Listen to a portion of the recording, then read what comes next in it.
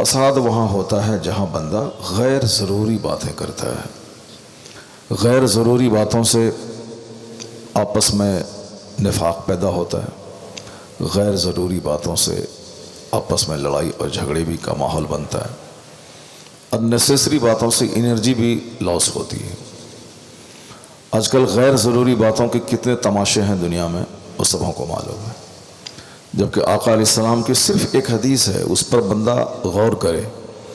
ہر مسلمان اپنے گھر کی دیواروں میں اس حدیث پاک کو لکھ کے رکھے، دیکھ لے کہ کتنے مصائب اور آلام کا حل اس حدیث پاک پر عمل کرنے سے ہو جائے گا۔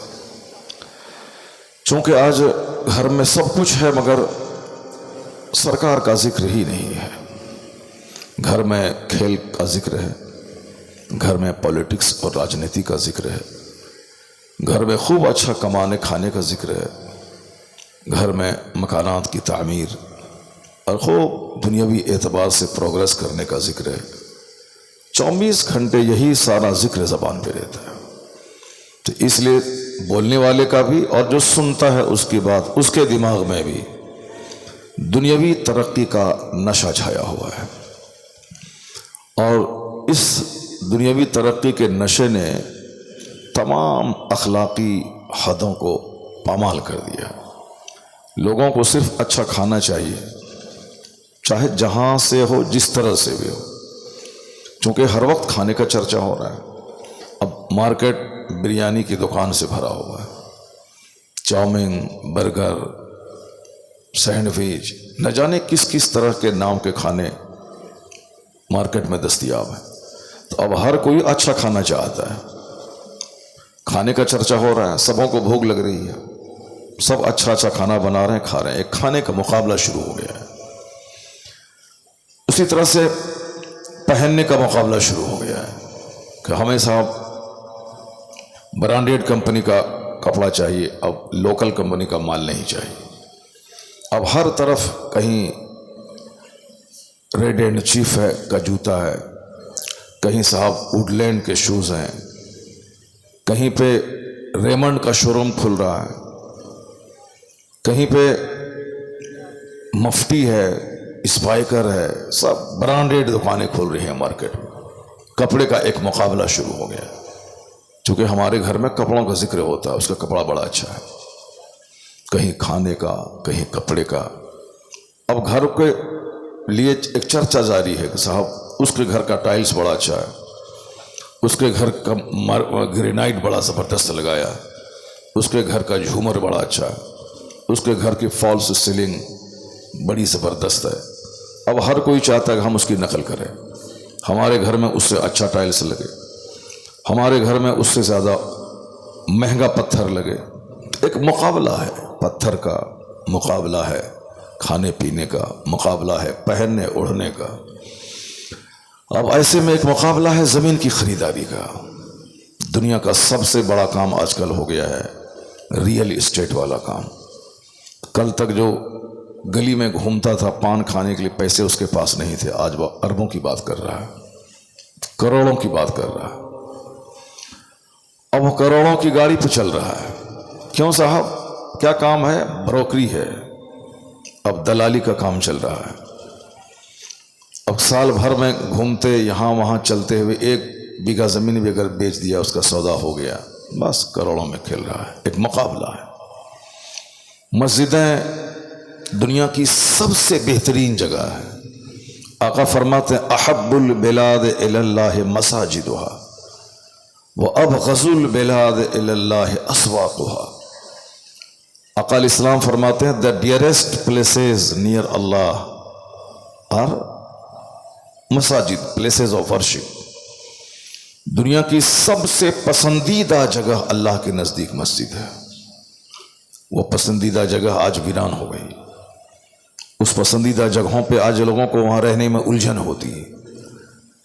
سب سے بہتر آدمی وہ ہے جو سب سے پہلے مسجد جائے اور سب سے اخیر میں مسجد سے نکلے۔ اور حضور نے فرمایا کہ بازار سب سے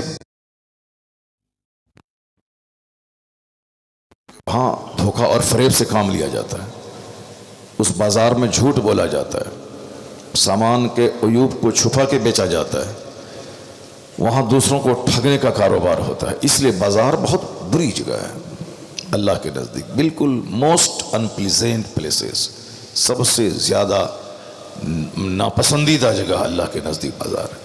مگر چونکہ بازار گئے بغیر چین نہیں ہے، جانا ہی ہے، تو اس کے لیے آیا ہے کہ سب سے بہتر آدمی وہ ہے جو سب سے اخیر میں بازار جائے اور سب سے پہلے بازار سے نکل جائے.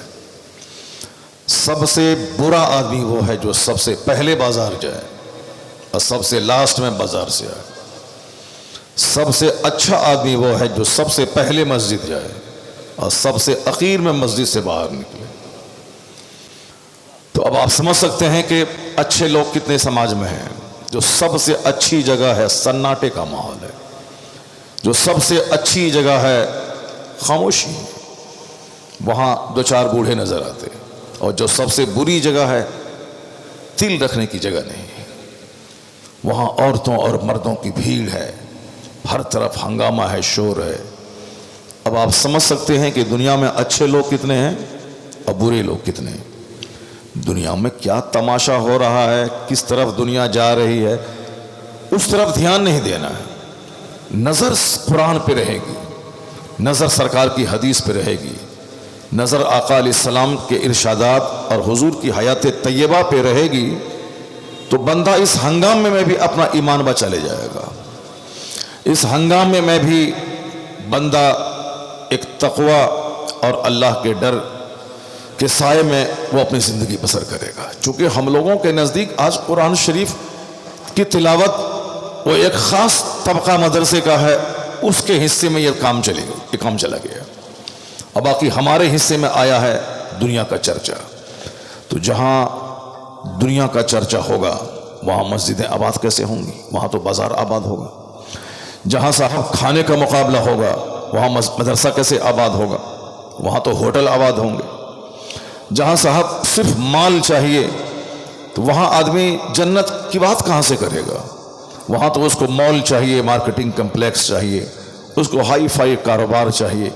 ساری دنیا پڑی ہوئی ہے کھانے پینے پہننے مکان کی تعمیر کرنے کے پیچھے، سارے لوگ اس طرف پڑے ہوئے ہیں. مدرسہ سب سے بہترین تعلیمی سنستھان ہے. چونکہ آپ نے سنا ہوگا حدیث، خیرکم من تعلم القرآن وعلمہ، the best among you is one who learns Quran and teaches it to others. تو میں سب سے اچھا وہ ہے جو قرآن سیکھتا ہے دوسروں کو سکھاتا ہے. سب سے بہترین، بالکل معتبر حدیث. اس حدیث پاک کے راوی حضرت عثمان غنی رضی اللہ تعالی عنہ ہیں، جن سے بہت کم حدیثیں مروی.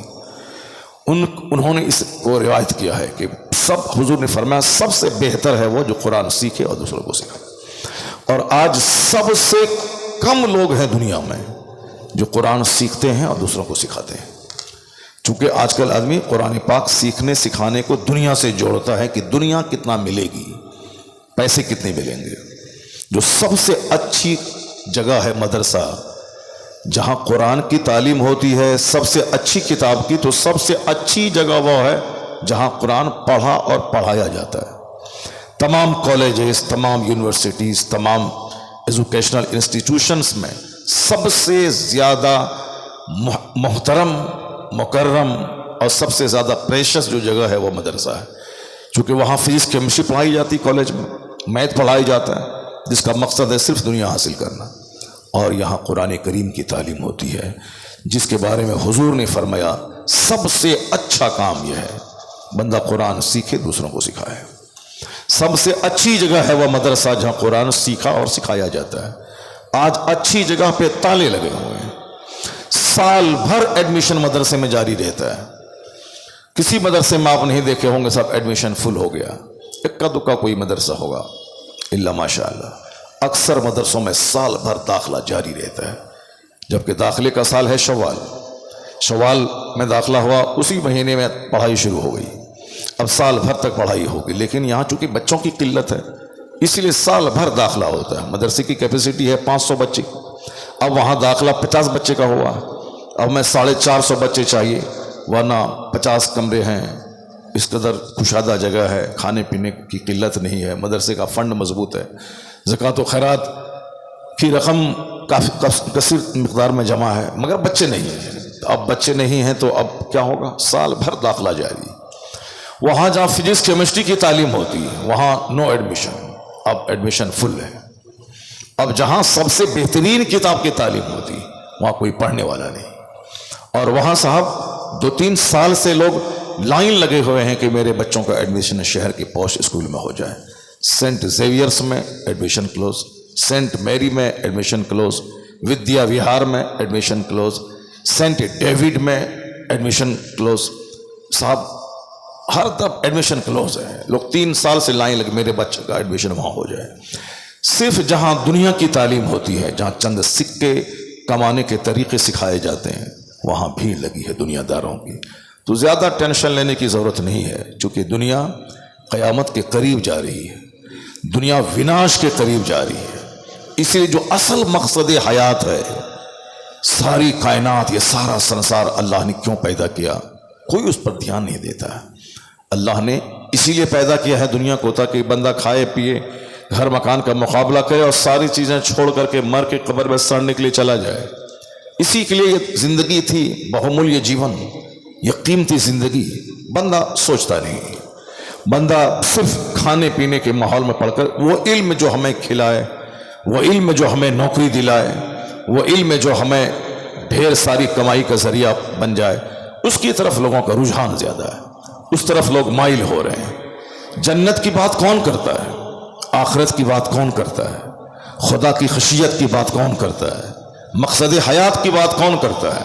سارے لوگ فضول کھاتے ہیں، فضول بات کرتے ہیں، فضول جگہوں پہ بھیڑ لگاتے ہیں، فضولیات کے ماہر ہو گئے لوگ، ایکسپرٹ ہو گئے، فضولیات کے ایکسپرٹ ہو گئے، جو مقصد حیات ہی نہیں ہے اس کے ایکسپرٹ ہو گئے۔ مکان اسی لیے تھا کہ میں اس میں سر چھپا سکوں، اور سر اس لیے چھپاؤں تاکہ میں زندہ رہ سکوں، اور زندہ اس لیے رہوں تاکہ میں پیدا کرنے والے خالق کی عبادت کر سکوں۔ کپڑا اسی لیے ہے تاکہ میں ستر ڈھانپ سکوں، اور ستر اس لیے ڈھانپوں تاکہ میں زندہ رہوں، اور زندہ اس لیے رہوں تاکہ میں رب کی عبادت کروں۔ کھانا اس لیے ہے تاکہ میں کھا کے زندہ رہ سکوں، اور زندہ اس لیے رہوں تاکہ میں رب کریم کی عبادت کروں۔ تو مقصد حیات ہے خدا کی عبادت کرنا، کیونکہ ساری نعمتیں اللہ نے ہمارے لیے پیدا کی ہیں۔ یہ بغیر کھمبے کے کھڑا ہے یہ آسمان، کبھی آسمان کو دیکھے تو خدا کا جلال نظر آ جائے، کبھی زمین کو دیکھے تو اللہ کی قدرت سمجھ میں آئے، پیدا کرنے والے کی معرفت اس کو حاصل ہو جائے۔ لیکن زمین گناہوں سے لوگ بھرتے چلے جا رہے ہیں، کوئی زمین کی ساخت اور اسٹرکچر پہ غور نہیں کرتا ہے۔ یہ زمین ہے کیا؟ سمندر کے اوپر زمین ٹکی کیسے ہے؟ یہ پہاڑ کیا ہے؟ یہ پہاڑ پیلر بن کے زمین کو کیسے روکے ہوا ہے؟ اس پر کوئی تبصرہ نہیں کرنے والا۔ یہ ہمارے کھانے کے لیے اللہ نے رنگ برنگی چیزیں پیدا کی ہیں۔ اللہ نے ایک طرف گیہوں، ایک طرف چاول، ایک طرف فروٹس، ایک طرف ویجیٹیبلز، ایک طرف ڈرائی فروٹس، یہ ساری چیزیں ہمارے لیے ہیں۔ اللہ کھانے سے پاک ہے۔ اللہ کے کھربوں فرشتے اتنے ہیں کہ آسمان چرمرا رہا، 1 انچ جگہ نہیں ہے آسمان میں جہاں کہ بندہ کوئی کھڑا رہ سکے۔ سارا آسمان فرشتوں سے بھرا ہوا ہے۔ وہ فرشتے کا کام کیا ہے؟ رب کی عبادت کرنا۔ فرشتے نوری مخلوق ہیں، وہ نہ کھاتے ہیں، نہ پیتے ہیں، نہ شادی بیاہ کرتے ہیں، صرف اللہ کی عبادت۔ ایک ٹیم ہے جو حالت سجدہ میں کروڑوں سال سے ہے، فرشتوں کی ایک جماعت ہے جو حالت قیام میں کروڑوں سال سے ہے۔ فرشتے کا کام ہی صرف اللہ کی عبادت کرنا ہے، وہ کر رہے ہیں، وہ فرشتے ہیں۔ آسمان میں اتنے فرشتے ہیں، تو اب یہ آسمان بغیر کھمبے کے کھڑا ہے، کیوں کھڑا ہے؟ اس پر غور کرنا چاہیے۔ اللہ تبارک تعالیٰ نے ہمارے لیے اس زمین پہ جو آکسیجن کے لیے درختوں کا بھنڈار بنایا ہے، کیوں بنایا ہے؟ ہمارے زندہ رہنے کے لیے اللہ نے صرف ایک گیہوں ہی بنا دیا ہوتا تو کافی تھا، لیکن بندہ کو صرف گیہوں نہیں بلکہ ان کو بدل بدل کے کھانا چاہیے، اس لیے اللہ نے گیہوں دیا، اس کا بدل چاول دیا۔ اب گیہوں کے ہزاروں آئٹم، چاول کے ہزاروں آئٹم۔ اب اللہ نے ہمیں سیزنل فروٹس آم دیا، اللہ نے ہمیں سیزنل ویجیٹیبلز، یہ آلو ہے، پوٹیٹوز ہے، یہ بیگن ہے، ساری چیزیں ہیں، اور ایک مستقل سبزی ہے، ہری سبزی، پیلی سبزی، زمین کے نیچے سے اگنے والی سبزیاں، زمین کے اوپر کی سبزیاں، یہ ساری چیزیں صرف ہمارے لیے ہیں۔ فروٹس میں جس کو بھی آپ ٹچ کریں لاجواب ہے۔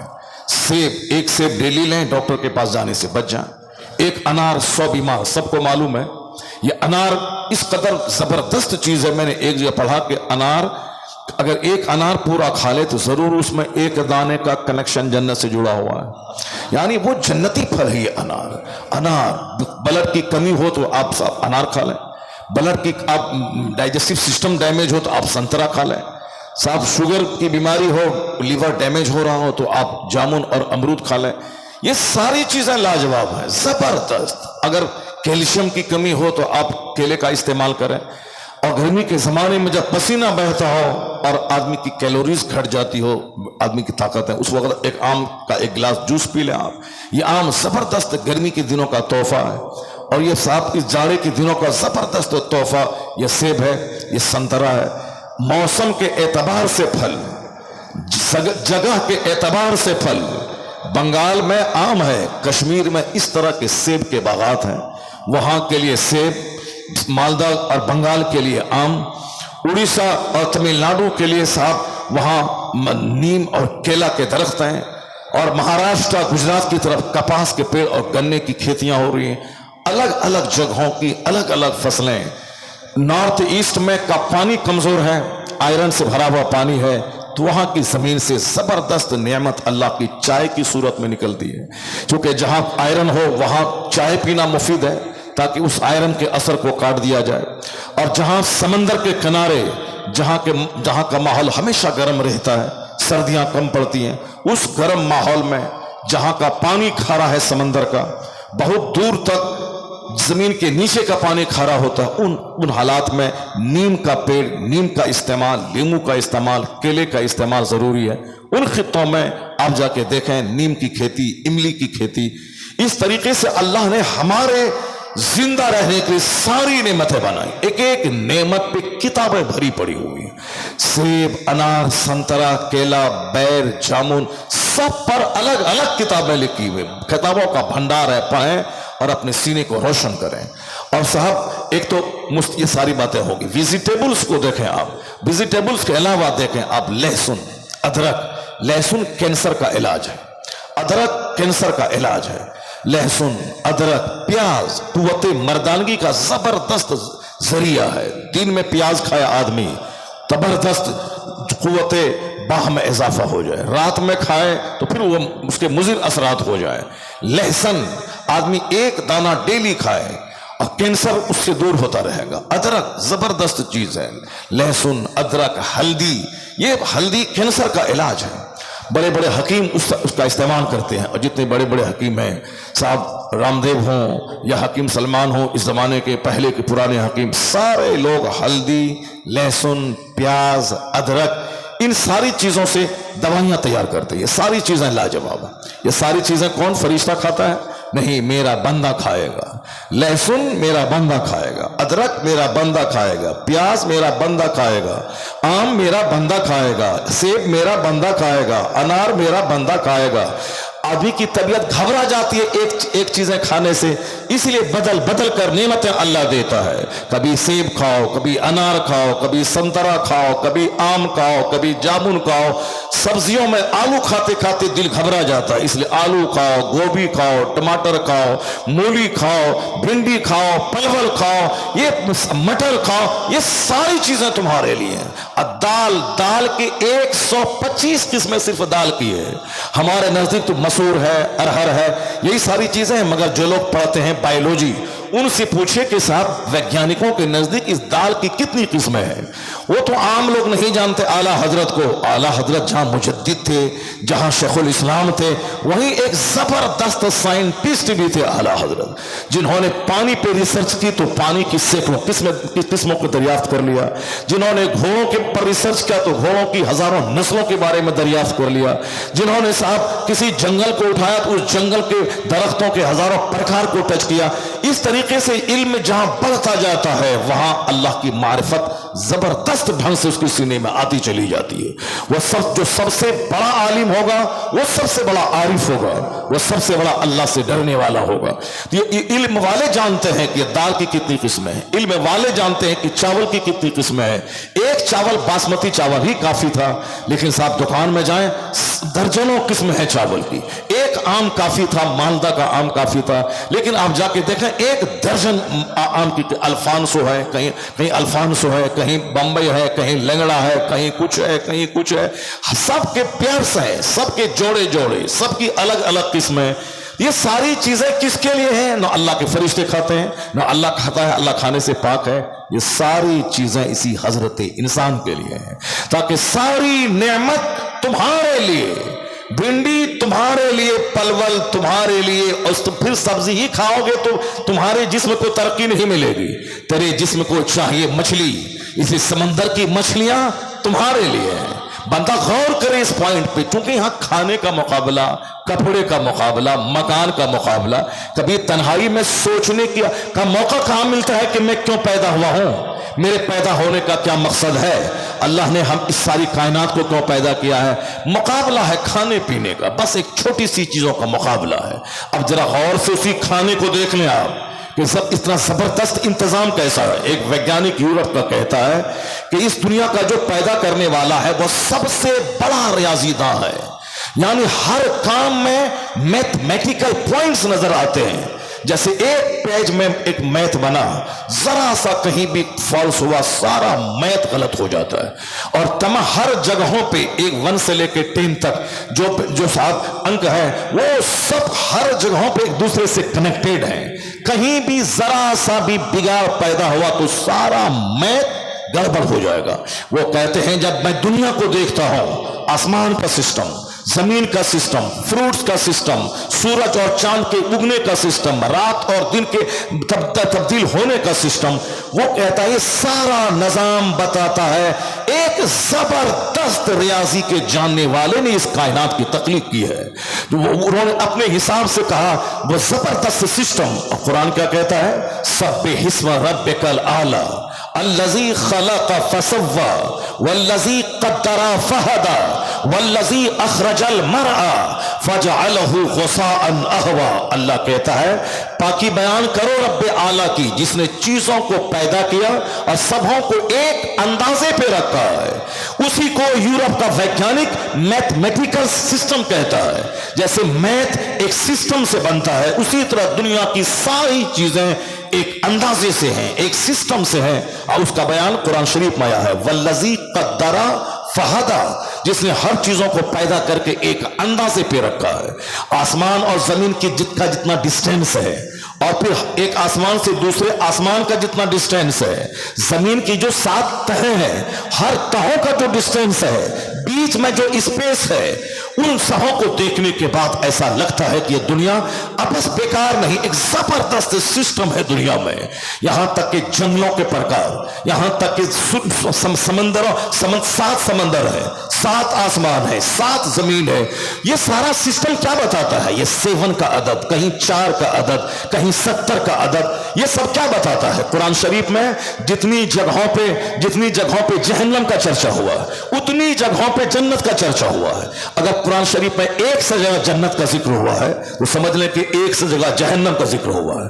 قرآن شریف میں ایک سے جگہ اگر صاحب کیا ہے کہ عذاب کا ذکر ہوا ہے تو ایک سے جگہوں پہ رحمت کا ذکر ہوا. وہ کہتے ہیں کہ میتھمیٹیکل سسٹم ہے دنیا میں. تو کس کو کیا ایسے ہی اتفاق سے دنیا بن گئی ہے, اتفاق بائی چانس دنیا بن گئی, اتفاق سے ایکسیڈنٹل چیزیں ہیں یہ نہیں. یہ سارا سسٹم بتاتا ہے کہ کائنات کا کوئی بنانے والا ہے, کوئی خالق ہے. جب بنانے والا ہے تو ہمیں کیوں بنایا ہے؟ ہمارے جینے کے لیے رات بنایا ہے اس نے, تاکہ رات میں 8 گھنٹے میں آرام کروں, اور ہمارے جینے کے لیے دن بنایا ہے تاکہ میں دن میں سورج کی روشنی میں کام کروں. یہ چاند کافی تھا, یہ ستارے کیوں ہے؟ یہ ستارے کافی ہیں, سیارے کیا ہے؟ یا دن کا سورج کیا ہے؟ ستاروں کی گردش کا جو محل ہے اور گردش کا جو راستہ ہے یہ کیا ہے؟ چاہے دنیا میں آندھی آئے یا طوفان, سورج اپنے وقت پہ نکلتا ہے, اپنے وقت پہ ڈوبتا ہے. یا چاند ہے, ایک دن تمام ہوتا ہے, चांद 14वीं शब में, बाकी जिस दिन वह डूबता है बिल्कुल सूखी हुई टहनी की मानिंद बारीक होता है, और जिस दिन वह निकलता है उसी खजूर की सूखी हुई टहनी की मानिंद वह बारीक रहता है। जवान सिर्फ एक दिन होता है। उस चांद का सफर 1 तारीख से शुरू होकर 30 तारीख तक चलता है, और एक दिन जवान होता है। 14 तारीख तक यह बढ़ता रहा, 14 के बाद घटता रहा, यहां तक कि वह अपनी पहली मंजिल पे पहुंच गया। कौन है जो चांद पे गौर करेगा? कौन है जो सूरज के सिस्टम पे गौर करेगा? कौन है जो रात और दिन की तब्दीली पे गौर करेगा? अल्लाह ने क्या कहा?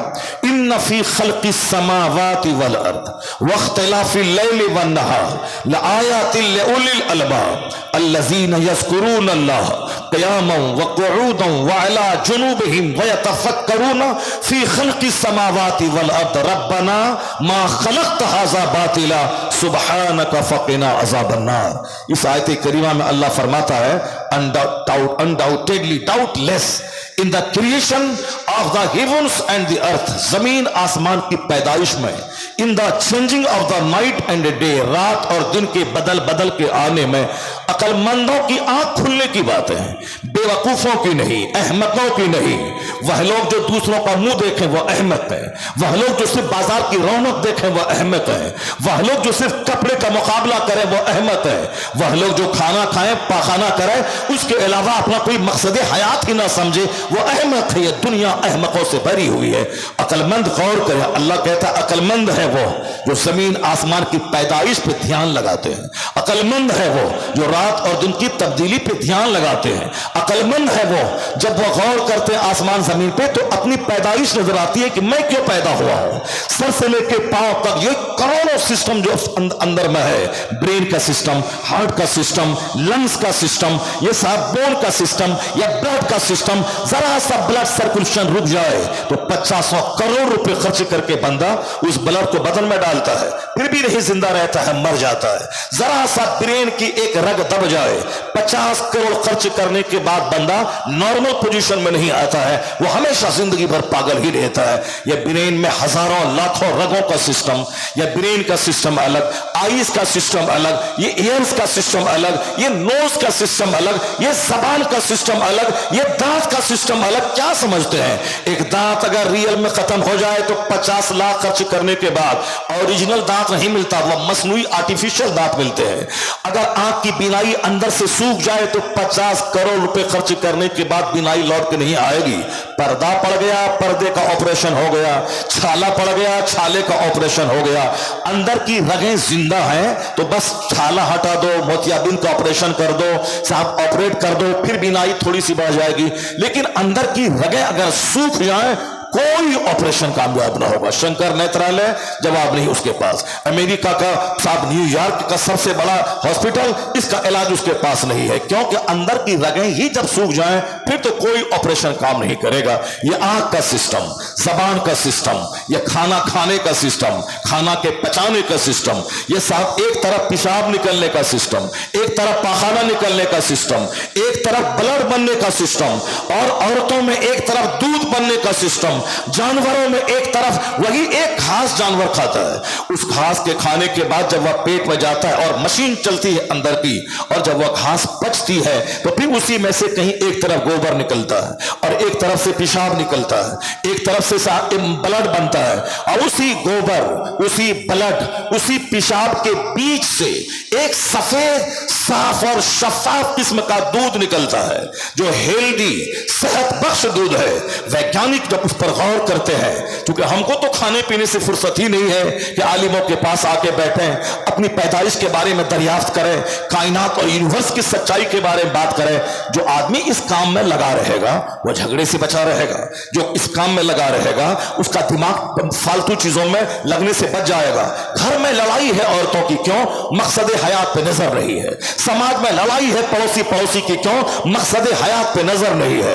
यहां लड़ाई झगड़े हैं बाजार में, क्यों? वो एक फालतू चीज, जमीन, मकान, कपड़े, दुकान, एक बालिश जमीन زمین کے لیے کیس مقدمہ چل رہا ہے فالتو باتوں میں. یہ منہ پھلا کے بیٹھا ہے, وہ منہ پھلا کے بیٹھا ہے. اب لوگ اخبار پڑھ رہے ہیں, قرآن نہیں پڑھ رہے. ظاہر سی بات ہے جنگ تو ہوگی. جو اصل چیز ہے اس کو نہیں پڑھتے. ایک علاج ہے تمام اختلافات سے بچنے کا کہ بندہ اخبار, ناول, افسانہ, فکشن وہ چھوڑ دے, صرف قرآن پاک کی طرف رجوع کرے. جب فوکس قرآن کی طرف دے گا تو چھوٹے چھوٹے مسئلے کا حل ایسے ہی نکل جائے گا, تمام اختلافات کا خاتمہ ہو جائے گا. اور بندہ آج فضول ٹائم ہے لڑائی جھگڑا کرنے کا, موبائل سوشل میڈیا میں ساتھ ٹائم برباد کرنے کا, چونکہ قرآن کی تلاوت کا مزہ نہیں چکا ہے, قرآن پاک پہ ریسرچ کرنے کا لطف نہیں ملا ہے, اسی لیے وہ سوشل میڈیا پہ لگا ہوا ہے. کوئی ایک بات کہا, اب کوئی کامنٹ کر رہا ہے, کوئی دوسرا کامنٹ کر رہا ہے, کوئی تیسرا کامنٹ کر رہا ہے. یہ کامنٹ کا ایک طوفان لگا ہوا ہر طرف, چونکہ اصل مقصد سے دماغ ہٹا ہوا ہے. نتیجے میں فضولیات کے لوگ ماہر ہو گئے. اب قرآن کیا کہتا ہے؟ زمین آسمان کی پیدائش پہ غور کرتا ہے عقل مند جس کے پاس عقل سلیم ہے. رات اور دن کی تبدیلی پہ ریسرچ کرتا ہے عقل مند جس کے پاس عقل سلیم ہے. اب عقل سلیم کس کو ہے؟ الذین یذکرون اللہ قیاما وقعودا وعلی جنوبہم. عقل مند ہے وہ جو کھڑے ہو کے اللہ کو یاد کرتا ہے, جو جھک کے اللہ کو یاد کرتا ہے, جو لیٹے ہوئے اللہ کو یاد کرتا ہے.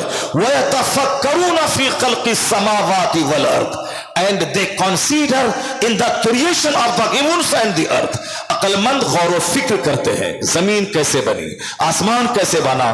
زمین آسمان کے بنانے والے پہ غور نہیں کرتا ہے کہ اللہ کیسا ہے, اللہ کیا کھاتا ہے, اللہ کیسے رہتا ہے. نہیں, اللہ نے جو کائنات بنائی ہے اس کائنات پہ بندہ غور کرے. خدا کی ذات میں غور نہ کرے بلکہ خدا کی تخلیق میں غور کرے. خدا نے جو دنیا کو بنایا ہے اس بناوٹ پہ غور کرے. اس کا اندر سے آواز آئے گی جب یہ شے لاجواب ہے, جب یہ کریشن لاجواب ہے, جب یہ تخلیق کا کوئی جواب نہیں تو خالق کیسا ہوگا. خالق کا کوئی جواب نہیں ہے. اسی لیے کہا کہ وہ لوگ حدیث وہ لوگ زمین آسمان پہ غور کرتے ہیں.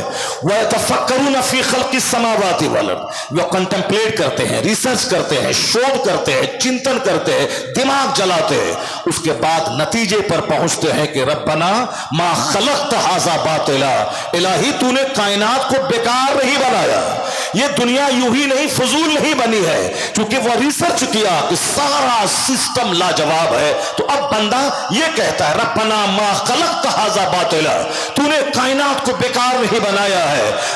اس کے بعد کہ سبحانک فقنا عذاب النار, تو بندہ اپنی پیشانی زمین پہ ٹیک دیتا ہے. الہی تو میرا خالق ہے, میں تیرا بندہ ہوں. الہی تو میرا معبود ہے, میں عبد ہوں. تو مسجود ہے, میں ساجد ہوں. الہی تو ہی سب کچھ ہے, میں کچھ نہیں ہوں. یہ بندہ اپنا سر جھکا دیتا ہے زمین پہ, کہتا ہے الہی تو ہی سب سے بڑا ہے, میں بندہ ہوں, کمزور ہوں, تو طاقتور ہے, تو عزیز ہے, تو قہار ہے, تو غالب ہے. اس کے بعد بندہ کیا کہتا ہے؟ الہی میں تیری چاہے جتنی عبادت کروں, اتنے تیرے احسانات ہیں, اتنی تیری نعمتیں ہیں کہ ایک نعمت کا شکر مجھ سے ادا نہ ہو پائے گا.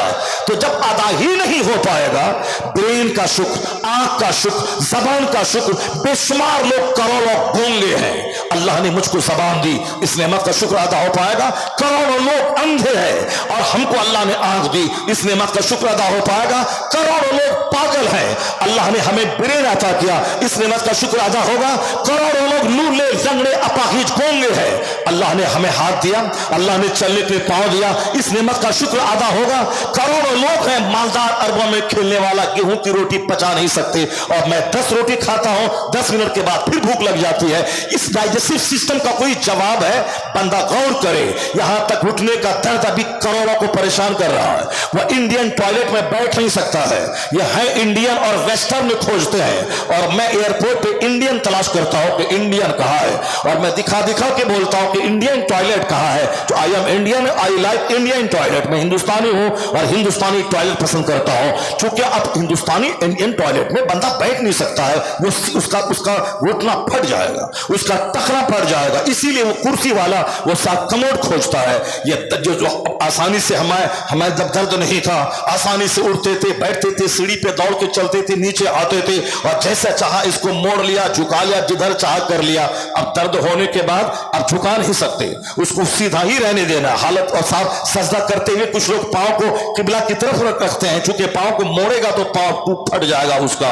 ये बताएं कि कितनी बड़ी नेमत है इसका ग्रीस, या ग्रीस अगर सूख जाए तो बंदा लाखों रुपए खर्च करके ऑपरेशन करवाए फिर भी ठीक नहीं हो पाएगा। या टकने का ग्रीस, चाहे जिस तरफ चाहे एड़ी को मोड़ लें, या घुटने का ग्रीस, चाहे जिस तरफ चाहे जैसे चाहे पांव को मोड़ लें, अगर उसमें थोड़ा सा फंक्शनल डिसऑर्डर हो जाए फिर उसके बाद पता चलता कि कितनी बड़ी नेमत है।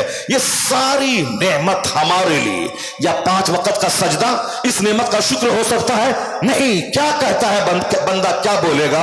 अल्लाह कहता है जब बंदा इन सारी बातों पे गौर करता है तब कहता है सुबहानका फकिना अज़ाबन्नार, इलाही तेरी तस्बीह में बयान करता हो, तेरी हम्द बयान करता हो, ए अल्लाह तू सारे उयबो नकाइस से पाक है मालिक, इतने एहसानात है मेरे ऊपर में, मैं आग पे भी सजदा करूं तो तेरी नेमत का शुक्र मुझसे अदा नहीं हो पाएगा। फकिना अज़ाबन्नार, अपने फजल से मुझको जहन्नम की आग से बचा दे, अपने फजल से मुझे जहन्नम की आग से बचा दे। सुबहानका फकिना अज़ाबन्नार, सुबहानका फकिना अज़ाबन्नार। ये कौन बोलेगा?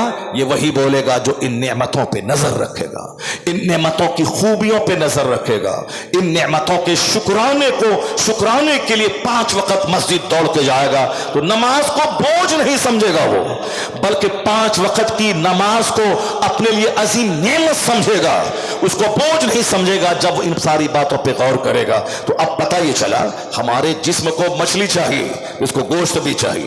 अब ये गोश्त चाहिए तो अल्लाह ने कहा ये परिंदा तेरे लिए, ये बकरा तेरे लिए तुम खाओ, ये समंदर की मछलियां तेरे लिए, माछ भात तुम खाओ, तुमको माछ भात चाहिए खाओ, तुमको बकरे का गोश्त चाहिए खाओ, तुमको मुर्ग का गोश्त चाहिए तुम्हारे लिए है गोश्त। ये जानवर हैं वल खैला वल बिगाला वल हमीरा लितरकबूहा वज़ीना। कुरान शरीफ में अल्लाह ने क्या कहा? अल्लाह ने नेमतों का जिक्र करते हुए कहा कि तुमको सवारी के जानवर चाहिए एक जगह से दूसरी जगह जाने के लिए। समंदर में वो कश्तियां हैं और खुश्की में दौड़ने के लिए घोड़े हैं। वल खैला वल बिगाला वल हमीरा लितरकबूहा वज़ीना। जरा गौर करें कि कुरान शरीफ में हमारी हिदायत के लिए क्या क्या नुस्खे मौजूद हैं, अल्लाह ने क्या कहा है। वो तो हम लोग जानते हैं कि मदरसे में मां मर गई तो बच्चा को बुला लो कुरान खानी करने के लिए, इतना ही हम लोग जानते हैं। इसके आगे नहीं जानते कि मदरसे में कौन कौन सा इल्म पढ़ाया जाता है। हम लोग इसीलिए मदरसे को इग्नोर किए हुए हैं। हम लोग नहीं जानते कि होता यहाँ क्या है। जो लोग जानते हैं वह लोग जानते हैं कि मदरसे में होता क्या है। सरकार आला हजरत फाजिल बरेलवी बदायूं गए हैं, फजर का टाइम है, आप अल्लामा अब्दुल कादिर बदायूं ने आपको नमाज फजर पढ़ाने के लिए आगे बढ़ाया। आला हजरत फाजिल बरेलवी ने नमाज पढ़ाई। फजर में लंबी क़िराअत होनी चाहिए, बिल्कुल उसलिए आपने मसनून तरीके पे लंबी क़िराअत की। जब सलाम फेरा सारे नमाजियों को लगा कि सूरज निकल गया है, सारे लोगों ने पूरब की तरफ देखना शुरू किया।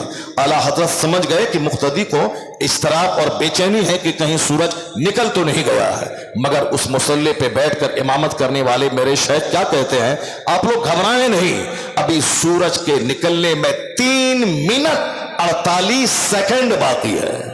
3 मिनट 48 सेकंड बाकी है। ये कौन बोल सकता है 3 मिनट? ये तो समझ में आता है 48 सेकंड।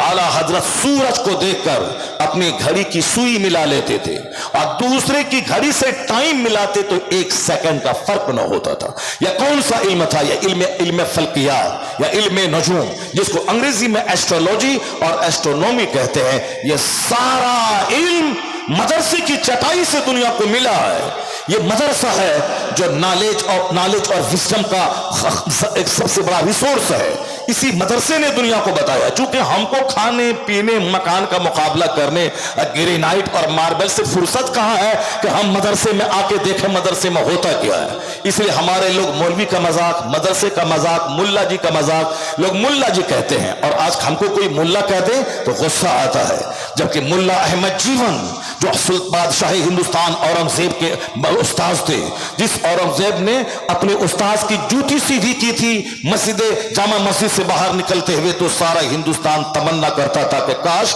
میرا بیٹا بھی عالم ہوتا، جو سمان ملا جیون کو ملا ہے وہ سمان میرے بیٹے کو مل گیا ہوتا۔ جب عالموں کو عزت دی جاتی ہے تب عالم بنانے کا شوق پیدا ہوتا ہے، اور جب عالموں کی جیسی کی تیسی کی جاتی ہے اس کو محتاج بنا کے رکھا جاتا ہے۔ غنڈوں، لچوں، لفنگوں، چوروں، ڈکیتوں، ہتھیاروں سے دوستی ہے اور ان سے نفرت ہے۔ ڈکیت کو سلام کرنا ہے مگر یہ مولوی صاحب کو سلام نہیں کرنا ہے، ڈکیت کے سلام کا جواب دینا ہے مگر مولوی صاحب سے نفرت کرنی، کچھ مانگ نہ لے، کچھ سوال نہ کر دے، فطرہ نہ مانگ لے، زکوٰۃ نہ مانگ لے، خیرات نہ مانگ لے، جلسے کا چندہ نہ مانگ لے۔ اس لیے ہم لوگوں نے اپنی چھوی بنا دی ہے مانگنے والے کی۔ اب چھوی جب بنا دی ہے تو سامنے والا بندہ ہمارا چہرہ دیکھ کے بھاگتا رہتا ہے۔ ہمارا کام ہے فطرہ لاؤ، زکوٰۃ لاؤ، قربانی لاؤ، عشر لاؤ، نصف عشر لاؤ، چندہ لاؤ۔ جب چندہ ہی مانگنے کے لیے ہم پیدا ہوئے تو لوگوں کو ہم سے ڈر لگنے لگا ہے، ہمیں ڈر لگنے لگا۔ یہ سارا کام تھا کمیٹی کے لوگوں کا۔ ایک صدر بنتا، سیکریٹری بنتا، وہ عشر کلیکشن کرتا، وہ زکوٰۃ کلیکشن کرتا، وہ قربانی کی کھال جمع کرتا۔ باقی جو عالم ہے اس کو کہا جاتا مسند پر آپ بیٹھو اور بچوں کو قرآن پڑھاؤ، مسند پہ بیٹھو بچوں کو حدیث پڑھاؤ، مسند پہ بیٹھو اسلام سکھاؤ، ان کو معنی، بدیع، منطق، فلسفہ، نحو، صرف، جو سارے علوم ہیں سب ان کو سکھاؤ۔ تمہارا کام ہے علم بانٹنا، میرا کام ہے تیرا مینیج کرنا۔ میں مینیجر ہوں، میں مینیج کروں گا کہ مکان کیسے بنے گا، بچے کھانا کیسے کھائیں گے، پڑھانے والے کی تنخواہ کہاں سے ہوگی۔ ہم مینیجر ہیں، مینیج ہم کریں گے، اور آپ ٹیچر ہیں، آپ کو ٹیچنگ کرنا ہے، آپ کو پڑھنا ہے، مطالعہ کرنا ہے، بچوں کو پڑھانا ہے۔ یہ سارا کام جب تک تھا تب بادشاہ عالم کے پاس آتے تھے، ان کی درسگاہ میں بیٹھتے تھے، بادشاہ ان کی جوتی سیدھی کرتے تھے، اپنے بیٹوں کو وضو کرانے کے لیے بھیجتے تھے کہ ایک ہاتھ سے پانی ڈالنا ہے اور دوسرے ہاتھ سے اپنے استاذ کے پاؤں کو ملنا ہے۔ خلیفہ ہارون رشید جو بغداد کا بادشاہ تھا، اب آدھی زمین پہ جس کی حکومت تھی، اس نے اپنے بچوں کو اپنے استاذ کی خدمت کا یہ طریقہ سکھایا۔ اور جب بادشاہ وقت عالموں کا احترام کرتے ہیں تو عام لوگوں کے دل میں بھی احترام عالموں کا بیٹھ جاتا ہے۔ اور آج کل ہم نے چھوی بنا لی مانگنے کی، اسی لیے آپ ہم سے دور ہو گئے، جبکہ ہماری چھوی تھی جلسوں میں امر بالمعروف کرو، جمعہ کے خطاب میں امر بالمعروف کرو، عید اور بقرعید میں امر بالمعروف کرو، درسگاہوں میں بیٹھ کر بچوں کو پڑھاؤ، آپ کے الجھے ہوئے مسائل کا حل میں دو، دارالفتہ میں میں بیٹھوں، دارالقضا میں میں بیٹھوں، میں کورٹ کا جسٹس بن کے رہوں، میں ایک مفتی بن کے رہوں، میں ایک مدرس بن کے رہوں۔ کھانے کی تکلیف ہو رہے، پہننے کی تکلیف ہو رہے، مکان کی تکلیف ہو رہے، میرا کام ہے نمک روٹی کھا کے دین کی باتیں بتانا۔ اس وقت میں بادشاہ آتے تھے، لیکن جب سے مینیجر بن گئے وہ کہ صاحب تم پڑھانا بھی تم کو ہے، چندہ بھی تم ہی کو کرنا ہے، اگھنی تم کو وصولی کرنی ہے، اگھن کے موسم میں تم کو جانا ہے، اور ہم ہاتھ نہ پاؤں میلا ہو، ہم کو صرف سوکھی سرداری کرنی ہے، تم کو پیسہ لا کے میرے پاس دینا ہے اور چندہ تنخواہ مانگنے کے لیے تم کو میرے پاس آنا ہے۔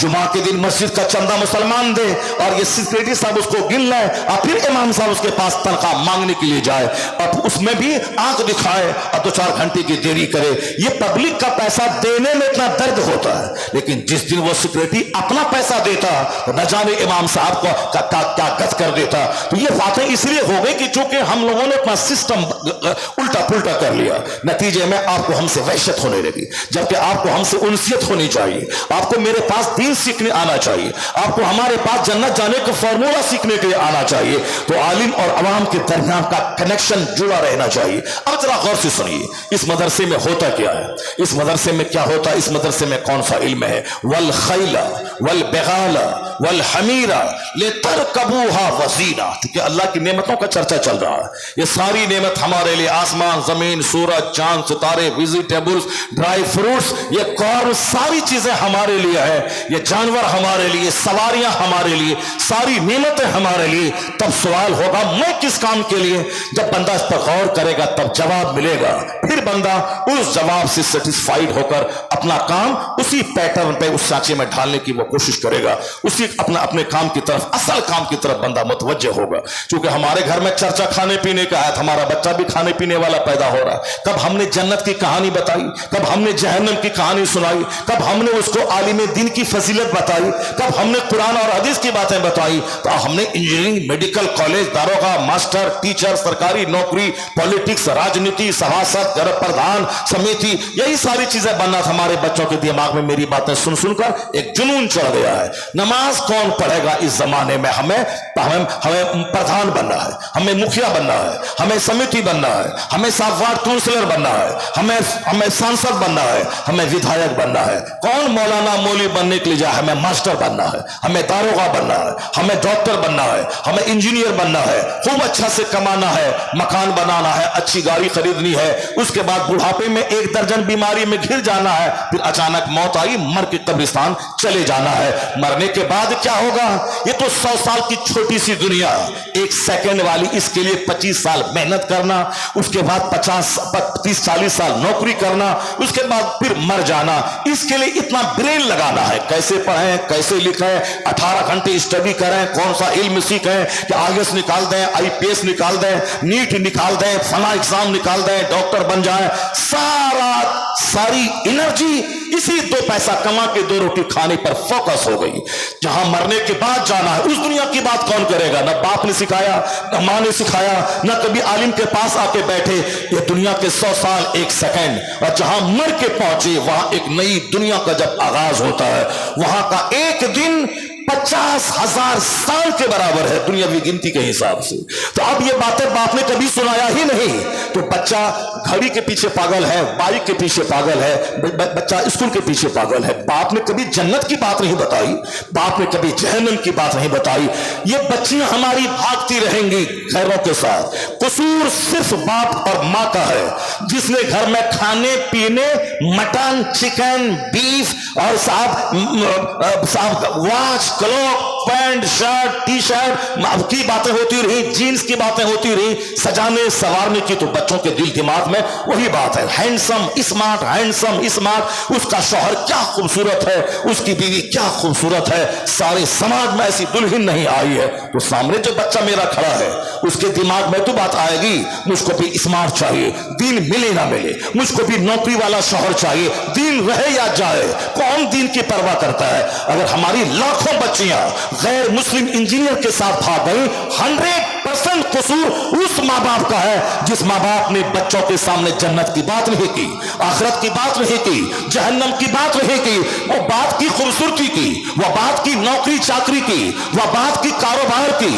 وہ بات کیا بزنس کا، وہ بزنس لیا ایمان لوٹا، چہرہ کا حسن دیکھا ایمان لوٹا۔ جب بات ہوتی مصطفیٰ کی، جب بات ہوتی فاطمہ الزہرا کی، جب بات ہوتی حسن الکریمین کی، جب بات ہوتی جنت پانے کی، جب بات ہوتی مصطفیٰ کے فاقہ کی، جب بات ہوتی اہل بیت اطہار کی مقدس زندگی گزارنے کی، تب ہمارا بچہ کہتا نہیں میں انجینئر بنوں یا نہ بنوں، میں غلام مصطفیٰ بن جاؤں، میں غلام محمد بن جاؤں، دنیا ملے نہ ملے، جنت مل گئی تو دونوں جہان کی بھلائی مل گئی۔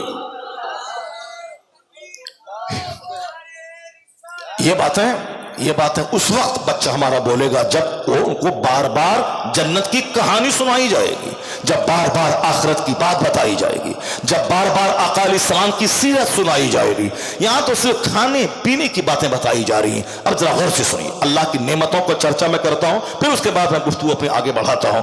اللہ فرماتا والخیل والبغال والحمیر لترکبوها، تمہارے لیے ایک جگہ سے دوسری جگہ جانے کے لیے، کیونکہ تم کو جانا ہے، بزنس کرنا ہے، روزی روٹی کی تلاش میں زمین پر پھیلنا ہے، تو اب تم کو سواری چاہیے، لے لو۔ یہ اونٹ تمہارے لیے ہے، یہ گھوڑے تمہارے لیے ہیں، یہ خچر تمہارے لیے ہے، یہ گدھا تمہارے لیے ہے۔ والخیل والبغال والحمیر، یہ اونٹ، یہ گھوڑا، یہ خچر، یہ سب تیرے لیے ہے۔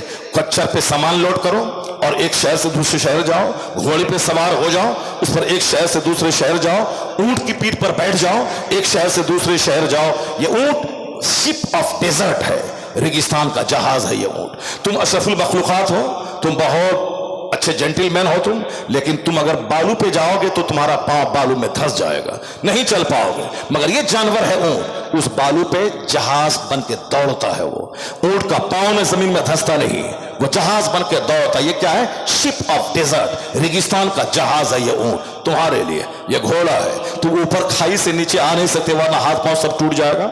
मगर ये घोड़ा है जो ऊपर से नीचे कूदता है, नीचे से पहाड़ पे चढ़ता है। ये तुम्हारे लिए अजूबा जानवर ये घोड़ा, जहां हेलीकॉप्टर न उतर सके, जहां एरोप्लेन न जा सके, जहां बस ट्रक बाइक न जा सके, वहां यह घोड़ा जाता है। ये अजूबा वंडरफुल जानवर ये घोड़ा तुम्हारे लिए है, ताकि तुम सवारी का काम लो, वजीना जीनत का काम। जैसे दरवाजे पे कार खड़ी रहती है तो वो दरवाजा बड़ा खूबसूरत लगता है, और पहले जमाने में दरवाजे पे 10 घोड़े बंधे रहते थे, वह दरवाजा बड़ा हसीन लगता था। और आज भी एक तरफ 10 कार खड़ी हों, एक तरफ 10 घोड़े बंधे हुए रहें, जो घोड़े का हुस्न है वह कार में कहां है? वह घोड़े का हुस्न अलग है। दरवाजे पे 10 गाय बंधी हुई है, दरवाजे पे 10 भैंस बंधे हुए हैं, दरवाजे पे 10 घोड़े बंधे हुए हैं, दरवाजे पे 50 बकरियां बंधी हुई हैं, उन दरवाजों का हुस्न बढ़ जाता है। तो अल्लाह ने क्या कहा? लितरकबूहा वजीना, ताकि तुम इन सवारियों, इनसे सवारी का भी काम लो और जीनत का काम। कि दरवाजे पे घोड़े ऊंट बंधे रहेंगे तो तेरा दरवाजा हसीन और खूबसूरत लगेगा।